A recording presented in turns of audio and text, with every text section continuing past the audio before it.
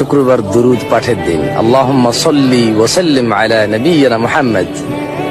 একবার রাসূল সাল্লাল্লাহু আলাইহি ওয়াসাল্লামের উপর দুরুদ পাঠ করলে আল্লাহ সুবহানাহু ওয়া তাআলা 10টি গুনাহ ক্ষমা করে, 10টি মর্যাদা বৃদ্ধি করে, 10টি রহমত নাজিল করে। সুবহানাল্লাহ, সুবহানাল্লাহ। পরিস্থিতি যাই হোক, সর্বদা আলহামদুলিল্লাহ বলতে শেখো, কারণ দুনিয়া যদি শান্তির জায়গা হতো তাহলে আল্লাহ জান্নাত তৈরি করতো না।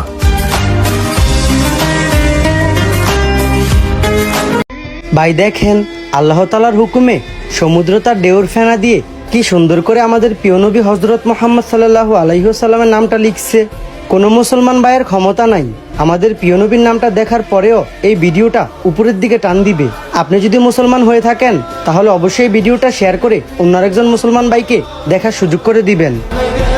বিশ্বনবী বলতেন, জুমার দিন শ্রেষ্ঠ দিন, এই দিন আমার উপরে বেশি বেশি দুরূদ পড়ো। ফাইন্না সালাতাকুম মা'রুদাতুন আলাইয়া, কেননা তোমরা যে আমার উপরে দুরূদ পড়ো, আমি মরে যাওয়ার পরে এই দুরূদগুলো কে পাঠিয়েছে তার নাম, তার বাবার নাম সহ ফেরেশতারা আমার কবরে দিয়ে আসে। সাহাবারা বললেন, ইয়া রাসূলুল্লাহ কাইফা সালাতুনা মা'রুদাতুন আলাইক, আপনি মরে যাওয়ার পরে আমাদের দুরূদ কেমন করে আপনি দেখবেন? ওয়াকাদ আরিমতা, আপনি তো পচে গলে মাটির সাথে মিশে যাবেন।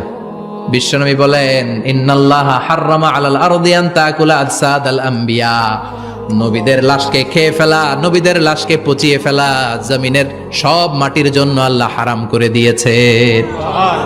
নবীদের লাশ পচে না, নবীদের লাশ গলে না।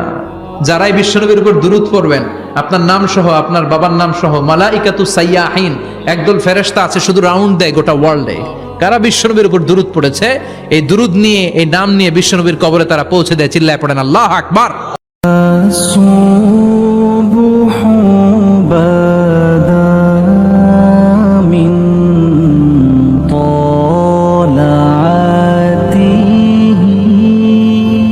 আল্লাহ, আজকে শুক্রবার, পবিত্র জুমার দিন।